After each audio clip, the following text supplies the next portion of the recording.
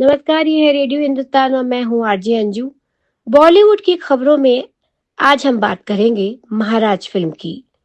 महाराज Netflix पर release हुई यह फिल्म सन 1862 में घटित सत्य घटना पर आधारित मानहानि के केस पर लड़ी गई कहानी है, जिसकी शुरुआत होती है गुजरात में जन्मे करसनदास यानी कि जुनैद खान के बचपन से लेकर युवावस्था में मुंबई में आकर बसने तक। करसनदास एक पत्रकार, लेखक और समाज सुधारक थे, जो दादा भाई नौरोजी के विचारों से प्रेरित होकर उनके द्वारा प्रकाशित समाचार पत्र में धार्मिक कुरीतियों, स्त्रियों के समान अधिकार, विधवा विवाह, घूंघट प्रथा पर विचारोत्तेजक लेख लिखते थे एवं अपनी ओजस्वी वाणी से समाज के लोगों में चेतना फैलाने का काम करते थे। करसनदास का सामना होता है स्वयं को महाराज कहलाने वाले धर्मगुरु जदुनाथ महाराज उर्फ जेजे यानी कि जयदीप अहलावत से, जो वैष्णव संप्रदाय को मानने वाले एवं श्री जी यानी कि श्री कृष्ण जी में आस्था रखने वाले समुदाय का स्वयंभू महाराज बना बैठा है। विशालकाय हवेली के मंदिर में श्री जी की मंगला आरती और जेजे के दर्शन के बिना प्रजा अन्न का दाना तक ग्रहण नहीं करती। भक्तों के चढ़ावे दान दक्षिणा से महाराज का वैभव फल फूल रहा है।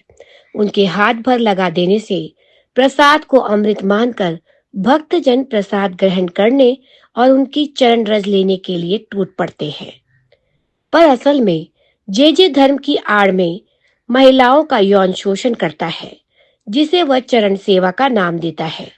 इस चरण सेवा को देखने के लिए कुछ एक धनी भक्तजन पैसे देकर यह व्यभिचार देखने का लाभ लेकर खुद को धन्य मानते हैं। करसनदास जब अपनी मंगेतर शालिनी पांडे के साथ जे को चरण सेवा की आड़ में यह कुकृत्य करते देखता है, तो पहले तो वह अपने मंगेतर और परिवारजनों को समझाने का प्रयास करता है और अपने स्वयं के प्रकाशन में महाराज के गुनाहों का पर्दाफाश करते हुए मुश्किलें सहकर जन जन तक समाचार पत्रिका पहुंचाता है, जिससे नाराज होकर महाराज मानहानि का केस कर देते हैं। कोर्ट में अपने सिंहासन पर कुटिल मुस्कान और गर्वीली मुद्रा में बैठे जे को पूरा यकीन है कि बाहर खड़ी हजारों लाखों की भीड़ उनके एक इशारे पर कुछ भी करने को तैयार होगी। पर करसनदास की दलीलों के चलते महाराज के कुकर्म सबके सामने खुलते हैं और जे का मीठ टूट जाता है। हालांकि यह कहानी आजादी से पूर्व की है, पर आज के समय में भी प्रासंगिक है। आज भी ऐसे स्वयंभू धर्म गुरुओं का बोलबाला है, जो धर्म के नाम पर पाप कर्म में लिप्त है। धर्म गुरुओं के सिर्फ नाम बदलते हैं, कृत्य वही रहते हैं। अभिनय जुनैद खान ने पूरी ईमानदारी एवं जीवंतता से अभिनय किया है। उनका आत्मविश्वास, संवाद, अदायगी, उनकी सहजता कहीं भी उन्हें कमजोर पड़ने नहीं देती। शालिनी पांडे अपने छोटे से रोल में छाप छोड़ती है। पहले मासूमियत और श्रद्धा से भरकर जे के सामने समर्पण और फिर असलियत पता चलने पर विरोध और ग्लानि, दोनों पक्षों को उन्होंने खूबसूरती से निभाया है। जयदीप अहलावत की अभिनय क्षमता किसी परिचय की मोहताज नहीं। कम संवाद के बावजूद उनकी भाव भंगिमा, बॉडी लैंग्वेज, चेहरे पर हर समय बनी रहने वाली कुटिल मुस्कान, जो अपने महाराज होने का गुरूर लिए हुए है, उन्हें अभिनय की ऊंचाइयों तक ले गई है। पाताल लोक में गालियां देते हताश इंस्पेक्टर या जाने जा में खामोश प्रेम करने वाले मैथ्स के प्रोफेसर से बिल्कुल अलग रूप में उन्हें देखना सुखद है। फिल्म संदेश देती है कि ईश्वर हमारे अंदर है। उनसे मिलने के लिए किसी बिचौलिए की जरूरत नहीं है।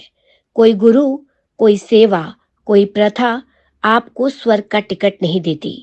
वहां तक सिर्फ आपके कर्म पहुंचते हैं। धर्म भगवान बनने का नहीं, अच्छा इंसान बनने का एवं दूसरों को भी अच्छाई के मार्ग पर चलाने का माध्यम है। सच है, फिल्म की पटकथा भले ही आजादी से पूर्व की है, किंतु समाज में महिलाओं का शोषण सदैव पुरुष प्रधान द्वारा होता रहा है और हमारे समाज की आस्था इस पर बाहुबली वर्ग का आधिपत्य भी छुपा नहीं है, जो इसके विरुद्ध तन कर खड़ा हुआ समाज की दृष्टि भी साहस बटोर लेती है। जीवन में इंसान होने पर गर्व ना करे तो गर्व आपके व्यवहार का दूसरे करे या ही जीवन का मकसद हो। सुंदर अभिव्यक्ति के लिए शुभकामनाएं। मैंने ये फिल्म देखी है। वास्तव में सशक्त अभिनय और सुंदर आकर्षक कहानी है। इसकी असली जीवन गाथा को भी एक बार आप अवश्य पढ़िए और देखिए। तो बॉलीवुड की खबरों में आज इतना ही। हम फिर मिलेंगे जल्दी ही कोई अन्य दिलचस्प खबर लेकर। तब तक के लिए करते रहिए काम, सुनते रहिए रेडियो हिंदुस्तान और बोलते रहिए जय श्री राम।